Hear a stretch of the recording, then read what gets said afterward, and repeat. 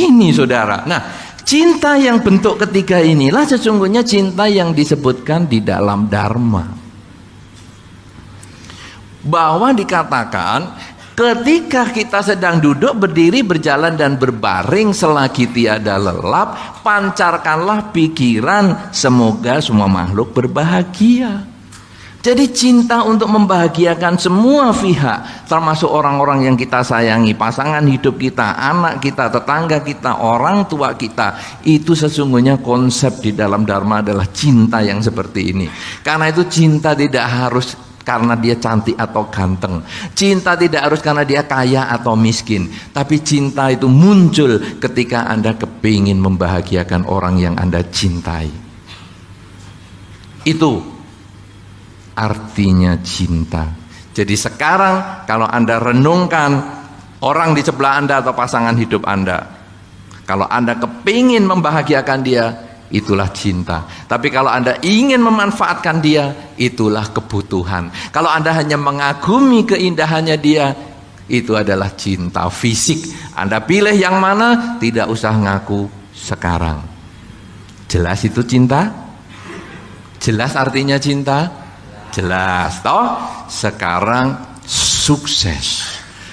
Sudah keringatan nih.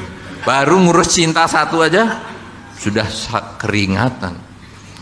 Padahal AC-nya dingin loh. Saudara-saudara, sekarang yang disebut sukses. Sukses, banyak orang mengatakan sukses itu kalau saya punya titik-titik. Jadi ini kesuksesan bersyarat. Ini yang menimbulkan stres. Beberapa anak kecil, ini ada anak kecil enggak di sini? Oh banyak ya. Anak sekolah. Kadang-kadang SD. Belum kelas 5. Kadang-kadang sudah ngomong punya pacar. Ya? Ada itu anak-anak SD ngomong, mah, biasanya ngomong sama mamanya, mah, aku sekarang punya pacar loh mah.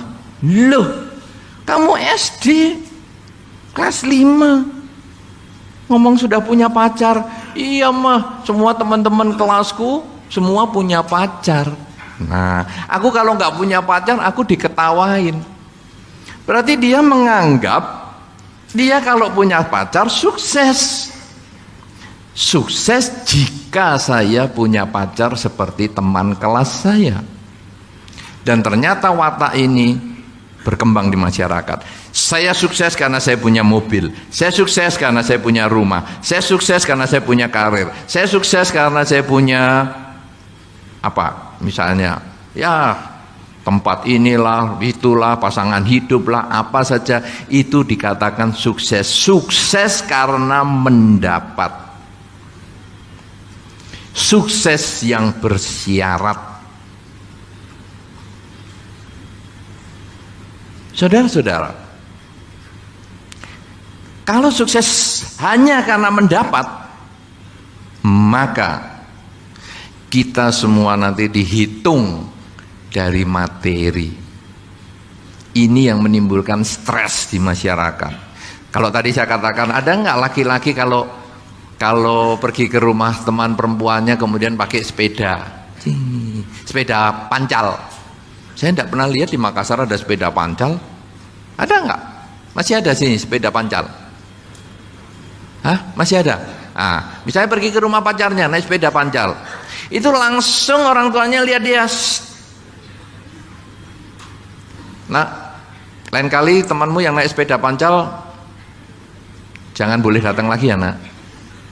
Tempat kita rasanya kalau untuk parkir sepeda pancal kurang bergengsi. Ya, jadi kamu kalau mau ya naik sepeda motor, kalau bisa yang moge. Ya, motor gede atau yang mobil.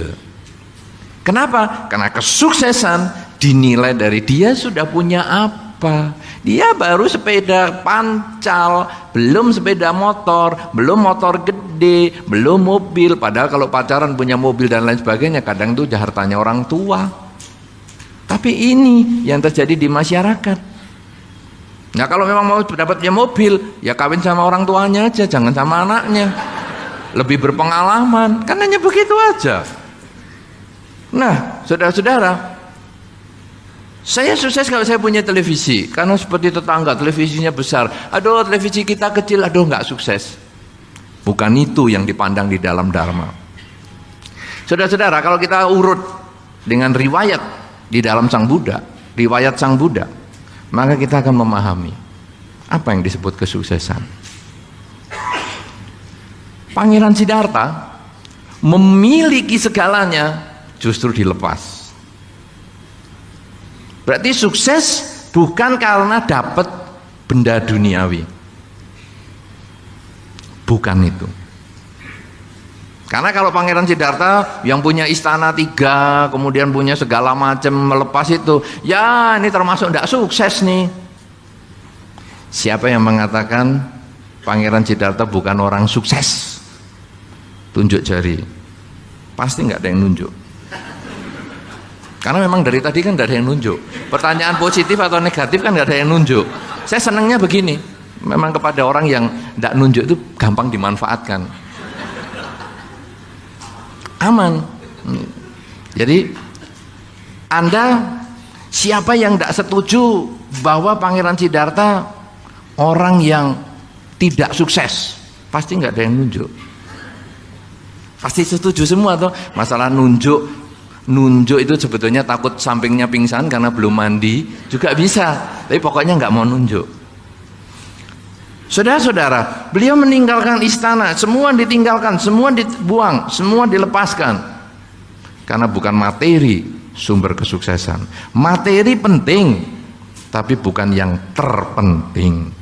Anda bisa duduk di sini juga butuh materi untuk ruangan ini, untuk gedung ini. Anda mau ke sini pun juga butuh materi, tetapi bukan itu yang terpenting karena itu bukan tanda kesuksesan.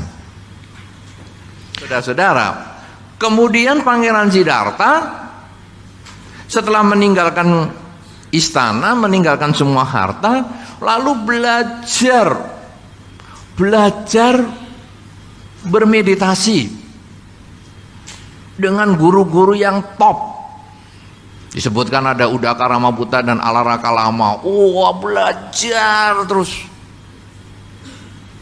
Apakah itu juga sukses? Bukan itu. Wah, aku kalau nggak punya apa-apa ya sukses nih. Kadang-kadang itu untuk hiburan juga. Kalau Pangeran Siddhartha aja melepas ke duniawian nggak sukses, berarti aku loh yang nggak punya duniawi sukses nih. Yes, nggak usah kerja, santai-santai, nganggur-nganggur ya. Kita berdiri di samping Pantai Losari, sambil tangan dibuka, sambil bacain doa, semoga semua makhluk bahagia, semoga semua makhluk bahagia, semoga semua makhluk bahagia. Kling, terima kasih, semoga semua makhluk bahagia, semoga semua makhluk bahagia. Sukses? Enggak juga. Aku kan enggak punya apa-apa. Bukan itu tanda kesuksesan. Saudara-saudara, riwayat Sang Buddha ini, kalau kemudian kita lihat lebih dalam lagi, supaya kita memahami arti kesuksesan. Berapa lama Pangeran Siddhartha berjuang sampai mencapai kebudaan? 8 tahun kan? Ya? 8 tahun kan? Tidak ada yang tunjuk jari. Ya kan? 8 tahun kan? Nah, ini kan gampang dimanfaatkan begini. Makanya siapa yang setuju 6 tahun? Cuman 5, 6. Ya toh? Ada yang setuju cuman 10 orang. Sisanya 800 itu tadi kurang 10. 790 enggak setuju. Ikut sekolah minggu lagi ya. Guru-guru sekolah minggu, maaf ini ada 700 orang yang perlu dibimbing. 6 tahun lamanya Pangeran Siddhartha berjuang untuk mencapai kesucian. Sulit sekali, belajar gagal, belajar gagal, belajar gagal, belajar gagal, belajar gagal, belajar gagal, belajar gagal, sampai akhirnya beliau hampir hilang kesadaran. sudah kurus kering, hampir hilang kesadaran. Kemudian ada seseorang yang memberikan makanan.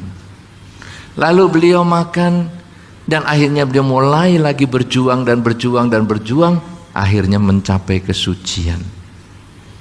Kesucian adalah tujuan, target.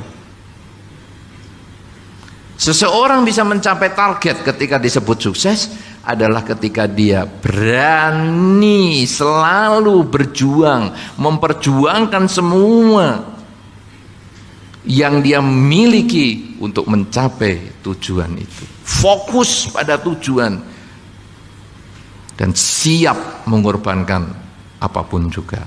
Jadi kesuksesan di sini dimaksudkan pengertiannya adalah keberanian bangkit ketika seseorang mengalami kegagalan. Mendapatkan materi, mendapatkan pangkat, mendapatkan cinta, mendapatkan apa saja, itu hanya hasil keberanian bangkit ketika mengalami kegagalan. Anak kecil yang belajar jalan jatuh, ketika dia mulai berani bangkit, coba lagi belajar jalan, jatuh lagi. Dia berani bangkit, coba lagi jalan, jatuh lagi. Dia bangkit lagi jalan pelan-pelan dan bisa, maka anak ini sukses. Dan bisa jalan, bisa lari, sukses. Orang yang putus cinta, stres, kemudian dia coba bangkit, kemudian dia mencoba menjalin cinta yang baru, jangan kembali yang lama. Ada pepatah mengatakan, kuda yang bagus tidak akan makan di rumput yang sama untuk kedua kalinya. Ya, ada pepatah itu. Kalau Anda sudah diputus sama si A, jangan pernah kembali sama dia. Cari si B yang lebih heboh dari dia. Buktikan bahwa Anda mampu. Nah, ini keberanian bangkit. Kamu berani mutus aku. Aku buktikan. Kamu nyesel membuang saya, dan aku bahagia karena kamu buang, karena aku punya kesempatan mendapatkan yang lebih baik daripada kamu. Ini bangkitkan semangat itu sehingga kita lalu berusaha lagi, dapat yang lebih hebat. Sukses, keberanian bangkit ketika mengalami kegagalan. Gagal dalam usaha sama, gagal dalam usaha jangan terus bingung, terus duduk di pinggir pantai, nunggu angin, nunggu air laut pasang surut, nunggu bulan bintang muncul, hilang semangat, tidak ada guna. Ketika kita jatuh dari usaha kita kemudian belajar memperbaiki kesalahan untuk bangkit lagi. Keberanian bangkit ketika mengalami kegagalan, itulah kesuksesan. Ya, jadi bukan karena mendapat, tetapi karena berani memperjuangkan apa yang dijadikan tujuan. Itu sukses. Sukses adalah usaha. Hasil hanyalah konsekuensi logis suatu perjuangan. Tapi yang paling penting, berani berjuang. Akhirnya yang ketiga, pada tahap yang pertama ini, mudah-mudahan nggak capek loh. Sudah bosen? Nggak, belum kan Anda. Saya tanya yang lain. Sudah bosen? Kenapa belum? Bosen dong. Cukup. Cukup ya? Cukup? Belum? Bosen lah. Ya? Oke. Saya cepetin aja. Saudara, sekarang bahagia. Yang ketiga, bahagia ini apa sekarang? Kalau di dalam Dharma ada kata-kata yang disebut, kalau di dalam ajaran Sang Buddha ada 4 kesunyataan mulia. Hidup yang pertama adalah hidup berisi ketidakpuasan. Berkumpul dengan yang tidak disukai, tidak puas. Berpisah dengan yang dicintai, tidak puas. Kemudian ada sebab ketidakpuasan ini, yaitu keinginan. Kalau sebab ini bisa diatasi, muncullah kebahagiaan.